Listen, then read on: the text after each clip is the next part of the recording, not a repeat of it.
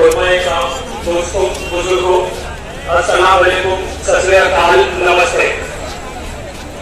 सवाल यह उठता है सेफ्रॉन का नहीं, भारत का जो प्रधानमंत्री जो बनेगा वो शुद्ध खाली बीजेपी का प्रधानमंत्री नहीं, वो तो प्रधानमंत्री हर मुल्क का प्रधानमंत्री है।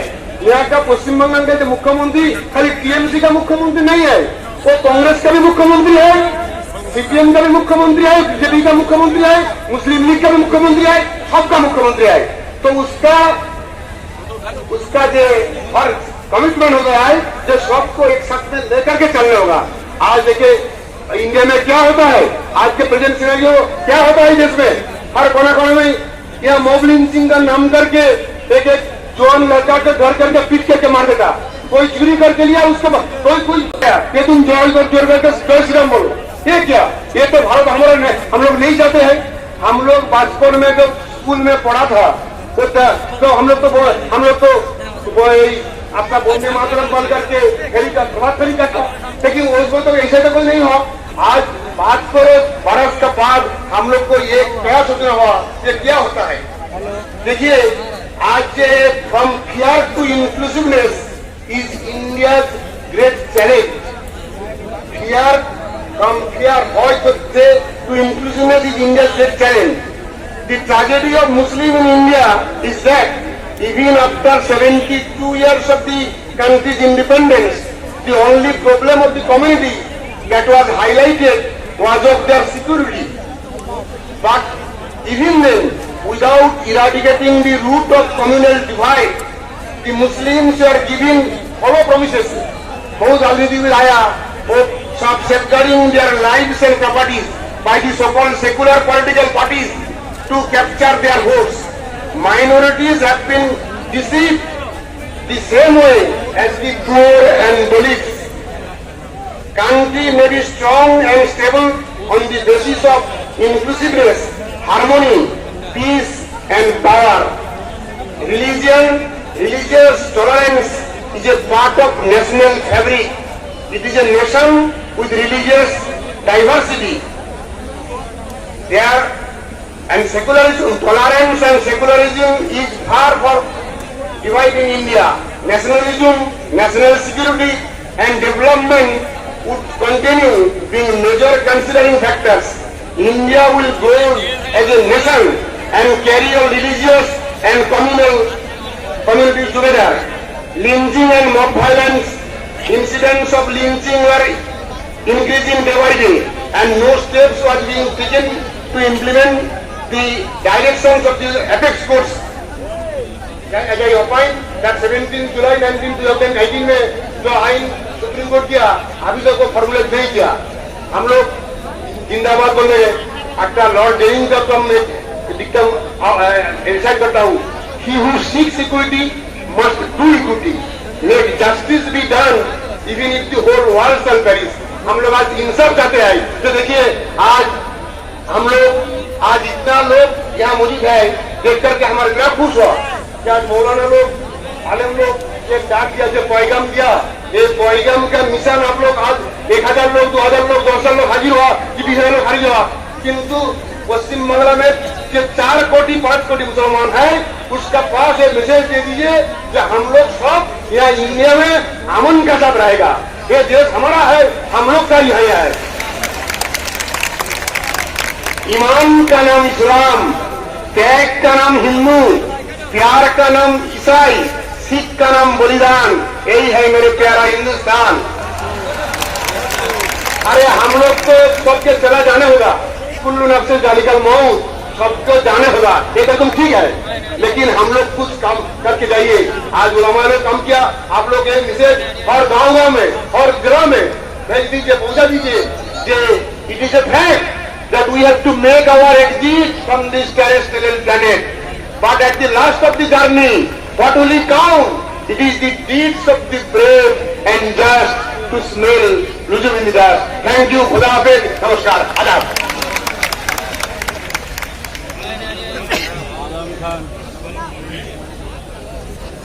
हजरत आप जनाब इम्तियाज अली शाह साहब से उनके ख्यालात सुन रहे थे। अब मैं दरखास्त करूंगा जनाब ज्ञानी जरनैल सिंह गुरुद्वारा राजबिहारी कालीघाट से वो तशरीफ लाएं और अपने ख्यालात का इख्तिसार से इजहार फरमाएं।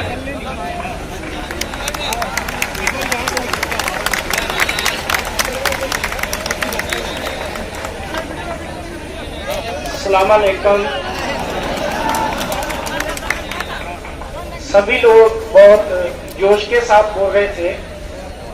मैं इतने जोश के साथ तो नहीं बोल सकता, लेकिन मैं आपके साथ केवल थोड़े टाइम में, क्योंकि आप लोगों की गिनती भी बहुत ज्यादा है और समय भी बहुत ज्यादा हो रहा है। पहले नंबर पे तो मैं पंजाब का रहने वाला हूँ, इसलिए मेरी हिंदी ज्यादा प्योर नहीं है, शुद्ध नहीं है, तो प्लीज सभी ने ध्यान से सुनने की कृपालता करनी है। सिख धर्म जो है, इसमें जुल्म सहना भी पाप है और जुल्म करना भी पाप है। और गुरु नानक साहब जी ने जो बात की, उसमें ये नहीं कि केवल सिख को कहा गया। सिख का मतलब ये नहीं कि केवल जैसे मैं हूं पगड़ी सजाया। सिख का मतलब है सीखने वाला। सिख का मतलब है सीखने वाला, जिसने भी खुदा की बात को सीखा, परमात्मा गॉड के गुणों को अपने जीवन में लिया, वो सभी सिख है। तो जो सिख बन गया, वो ना तो जुल्म करता है और ना जुल्म सहता है। वो कभी जुल्म नहीं करता।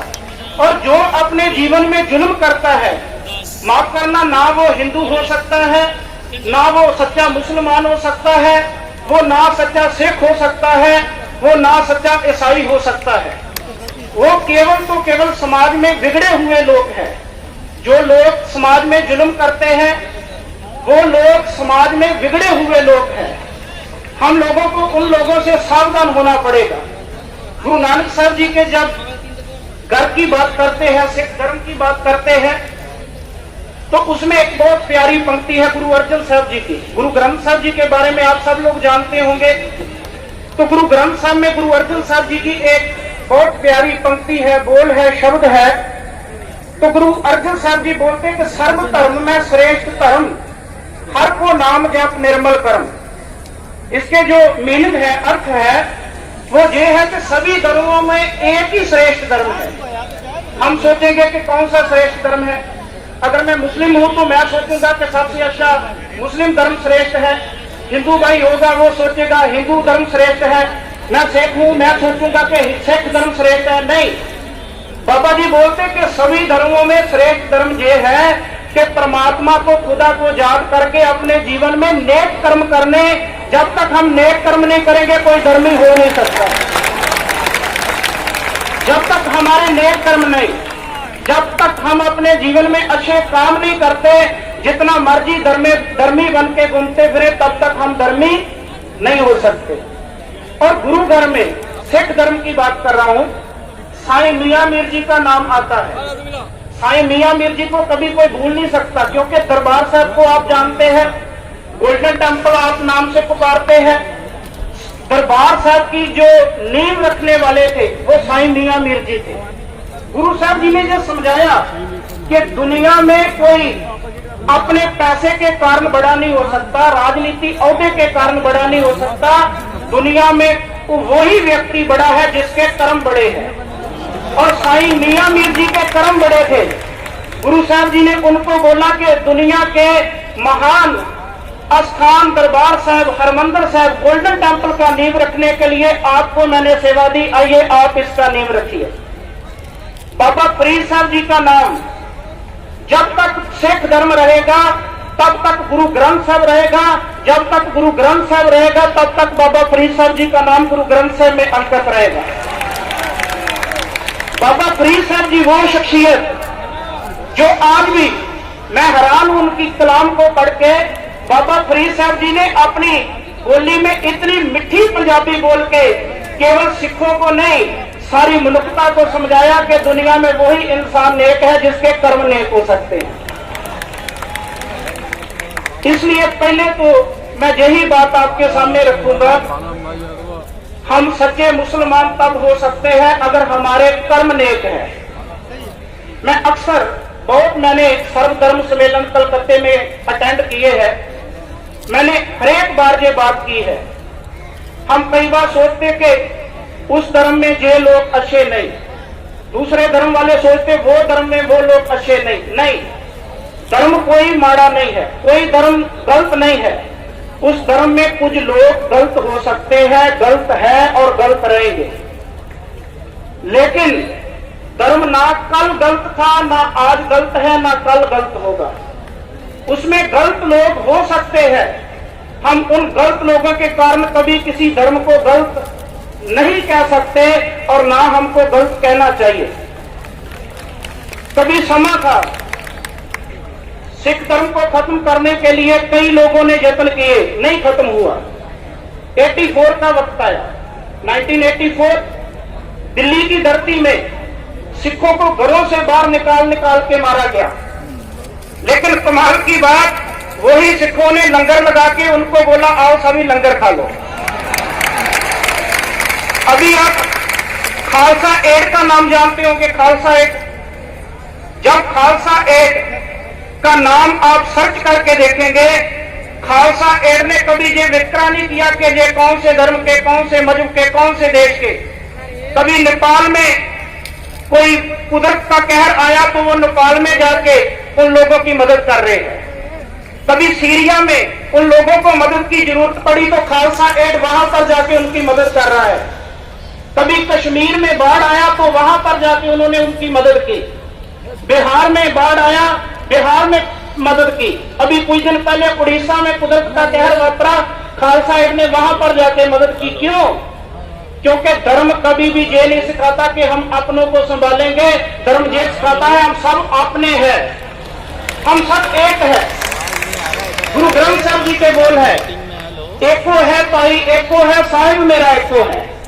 गुरु ग्रंथ साहब जी के बोल है। जैसे कुरान है ना, वैसे सिख धर्म में गुरु ग्रंथ साहब है, सत्कारत है।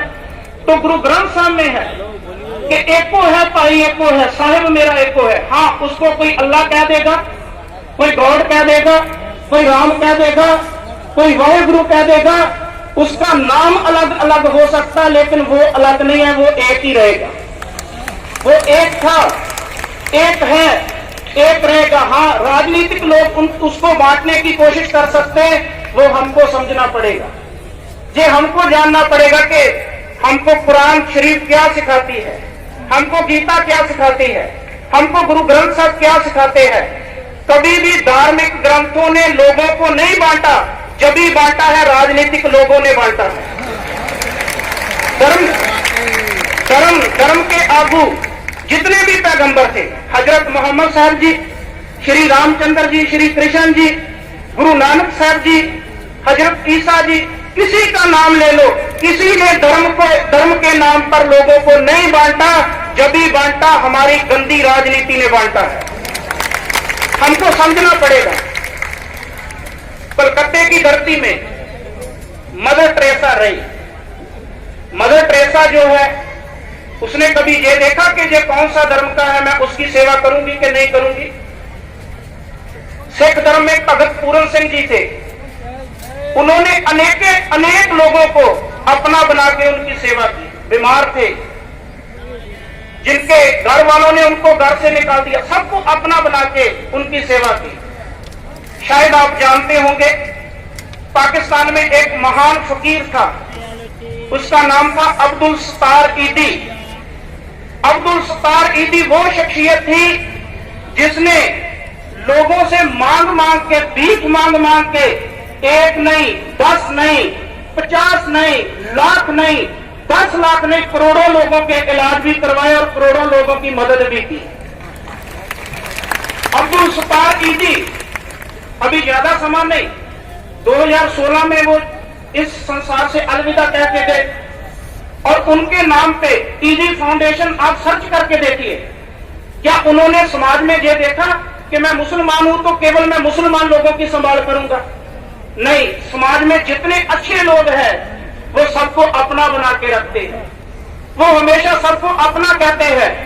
वो ये नहीं कहते कि मैं अपने लोगों की सेवा करूंगा, मैं अपनों को आगे बढ़ाऊंगा। नहीं, वो ये देखते हैं जो मेरे समाज में है वो मेरे सब अपने हैं, जो मेरे देश में है वो सब मेरे अपने हैं, जो इस वर्ल्ड में संसार में है वो सब मेरे अपने हैं।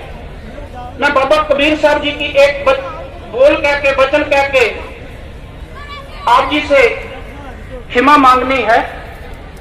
बाबा कबीर साहब जी के बहुत प्यारे वचन है गुरु ग्रंथ साहब जी में। बाबा कबीर साहब जी बोलते, जो लोगों ने उस समय समाज को बांटा था, तो बाबा कबीर साहब जी को वो बोलते कि तुम शूद्र हो, तुम नीवी जाति के हो। तो बाबा कबीर साहब जी ने बहुत प्यारा बोल कहा, कहने लगे मेरे को ये बताओ तुम्हारे में क्या दूध है या खून है? तो वो बोलने लगे नहीं मेरे में खून है। बाबा कबीर साहब बोलते कौन से रंग का है, कौन से कलर का है? कहने लगे लाल कलर का है। तो बाबा कबीर साहब जी बोलते मेरे में भी लाल कलर का है, मेरे में भी खून है, ब्लड है, वो भी लाल कलर का है। तेरे में भी लाल कलर, मेरे में भी लाल कलर। उन्होंने दूसरी बात की, कहने लगे जब तुमने जन्म लिया कैसे लिया? कहने लगा माँ के पेट से। बाबा कबीर साहब कहते मैं भी माँ के पेट से जन्म लिया। अगर तू भी माँ के पेट से जन्म लिया, मैं भी माँ के पेट से जन्म लिया, तेरे में भी लाल रंग का खून है, मेरे में भी लाल रंग का खून है, फिर पैदा करने वाले ने कोई फर्क नहीं डाला, तू कौन होता है अंतर डालने वाला? जब उस खुदा ने, उस परमात्मा ने हम लोगों में कोई फर्क नहीं डाला, तो तू कौन है इस संसार में फर्क डालने वाला? इसका मतलब सब गलती हम लोगों की है, हमारी अपनी गलती है। जब हम अपने धर्म ग्रंथों को पढ़ेंगे वो सब हमको एक बनाते हैं, एक करते हैं। मैं बेनती करूंगा कभी भी राजनीतिक लोगों के पीछे लग के कभी गलत कदम मत चुकना, क्योंकि जब हम गलत कदम चुकते हैं, गलत कदम उठाते हैं, हमेशा हम नफरत का शिकार होते हैं। जिंदगी में हमेशा अच्छे काम करें, हमको कोई भी बांट नहीं सकता, कोई भी हमको तोड़ सकता। एक निकी की बात है, कहावत पंजाबी की, वैसे तो बोलते कि एक लकड़ी लो उसको तोड़ो आराम से टूट जाएगा, दूसरी लकड़ी लो उसको तोड़ो आराम से टूट जाएगी, लेकिन जब एक लकड़ी का एक गट्ठा बना दो उसको तोड़ने की कोशिश करो, वो कभी टूट नहीं सकते। जिस दिन हम एक हो गए, हमारे इस वतन को, हमारे इस भारत को कोई भी नहीं तोड़ सकता। ये भारत कभी नहीं टूट सकता, क्योंकि हम कल भी एक थे, आज भी एक है, कल भी एक रहेंगे। सिख समाज कल भी आप लोगों के साथ था, आज भी साथ है, कल भी साथ रहेगा। बस मैं यही बेनती करूंगा, हमेशा जुल्म के खिलाफ कल भी खड़े होकर आवाज उठाइए, जैसे आज आप आवाज उठा रहे, हमेशा जुल्म के खिलाफ आवाज उठाइए, क्योंकि जो लोग जुल्म सहना सीख लेते हैं वो दुनिया के नक्शे से खत्म हो जाते हैं। नमस्कार, सत श्री अकाल, खुदा हाफिज। जनरल सिंह साहब आपका बहुत बहुत शुक्रिया, बड़ी अच्छी बात कर रहे थे आप।